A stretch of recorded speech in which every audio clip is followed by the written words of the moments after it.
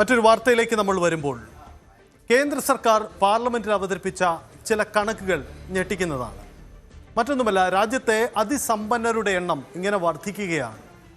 ഇതുണ്ടാക്കുന്ന അസമത്വം ചെറുതല്ല. കാരണം സമ്പത്ത് കൂടുന്നു, രാജ്യം അഭിവൃദ്ധിപ്പെടുന്നു എന്നത് എല്ലാവർക്കും നേട്ടമുണ്ടാക്കുന്ന കാര്യമാണ്. പക്ഷേ ചിലരിലേക്ക് മാത്രം ഈ സമ്പത്ത് കൂടുന്നോ എന്ന സാഹചര്യമാണ്.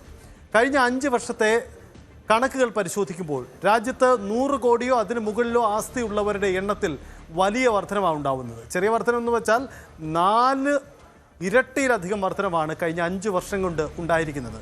അങ്ങനെയെങ്കിൽ നമുക്ക് മുന്നിലുണ്ടാകുന്ന ആശങ്ക ചെറുതോ എന്ന പ്രധാനപ്പെട്ട ചോദ്യം കൂടി വരികയാണ്. കേന്ദ്ര സർക്കാർ മുന്നോട്ട് വയ്ക്കുന്ന ഈ കണക്കുകൾ പ്രകാരം ഈ 100 കോടിയോ അതിന് മുകളിലോ സമ്പത്ത് നേടിയവരുടെ മൊത്തം ആസ്തിയുടെ കണക്കുകൾ സർക്കാർ സ്വീകരിക്കുന്നില്ല. അതിനപ്പുറം നിലവിൽ പുറത്തുവിടുന്ന കണക്കുകൾ പ്രകാരമുള്ള ചിത്രം ഇതാണ്. ഒരുപക്ഷെ ഇപ്പോൾ പുറത്തുവരുന്ന ഈ കണക്കുകളുടെ എണ്ണം ഇനിയും കൂടാം. കാരണം കൃത്യമായ റിട്ടേണുകൾ ഇവരെല്ലാം സമർപ്പിക്കപ്പെടുമ്പോൾ വരുന്ന കണക്കുകൾ ഇനിയും ഞെട്ടിക്കുന്നതാവാം. അപ്പോൾ കഴിഞ്ഞ 5 വർഷം ഈ 100 കോടിയോ അതിന് മുകളിലോ ഉള്ള അതിസമ്പന്നർ, ശതകോടീശ്വരന്മാരുടെ എണ്ണം എത്ര കണ്ട് വർദ്ധിച്ചു? എന്താണ് ഈ സാഹചര്യം? വിശദമായി തന്നെ നമുക്ക് പരിശോധിക്കാം.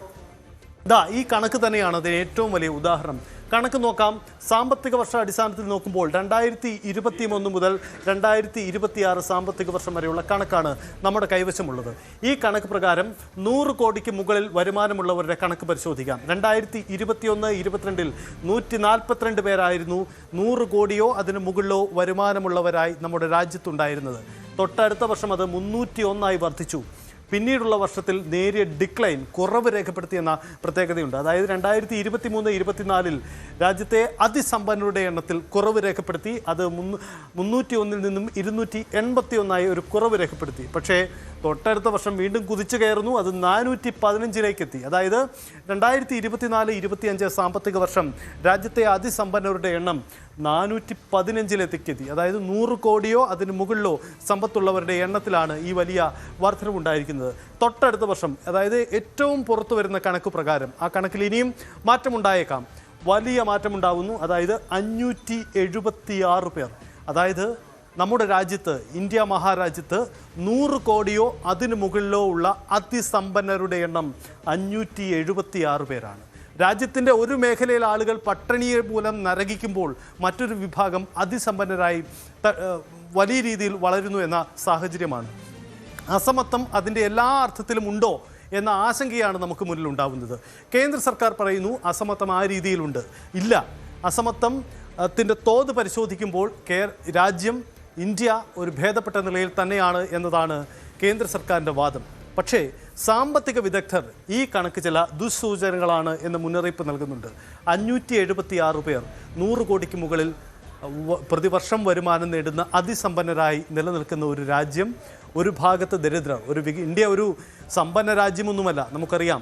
ഇന്ത്യ വളർച്ചയുടെ പടവുകൾ തേടുന്ന രാജ്യമാണ്. അപ്പോൾ ഈ സമ്പന്ന രാജ്യമല്ലാത്ത ഇന്ത്യയിൽ 576 വലിയ അതിസമ്പന്നരുണ്ടോ എന്ന വലിയ പ്രധാനപ്പെട്ട ചോദ്യം കൂടി വരികയാണ്. അപ്പോൾ സമ്പത്ത് ഒരു ഭാഗത്തേക്ക് മാത്രം കുന്നുകൂടുന്നുണ്ടോ? അതിൽ സർക്കാരിൻ്റെ പദ്ധതികളും നയങ്ങളും ഒക്കെ ഏതെങ്കിലും വിഭാഗത്തിലേക്ക് മാത്രം പോകുന്നതാണോ? കൂടുതൽ ജാഗ്രത വേണം. അത് നമ്മൾ മുന്നിൽ ഓർമ്മപ്പെടുത്തുകയാണ്. കേന്ദ്ര സർക്കാരിന് മാത്രമല്ല, സംസ്ഥാന സർക്കാരുകൾക്ക് മുന്നിലുമുള്ള ഓർമ്മപ്പെടുത്തലാണ്. കാരണം സമത്വമുണ്ടാവണം, പണത്തിൻ്റെ വിതരണം, വിനിമയം കൃത്യമായി നടക്കണം. എന്നാൽ മാത്രമേ എല്ലാവരിലേക്കും വികസനം എത്തുകയുള്ളൂ. അത് ചിലരിലേക്ക് മാത്രം ഒതുങ്ങിപ്പോകുന്നു എന്ന ആക്ഷേപം, ആശങ്ക കൂടുതൽ ബലവത്താകുന്നു എന്നതാണ് സാഹചര്യം. 2021 മുതൽ 2026 വരെയുള്ള ഈ കണക്ക് യാത്ര പരിശോധിക്കുമ്പോൾ 5 വർഷത്തിനിടയിൽ സംഭവിച്ചിരിക്കുന്നത് 4 മടങ്ങിൻ്റെ അധികം വർധനവാണ്.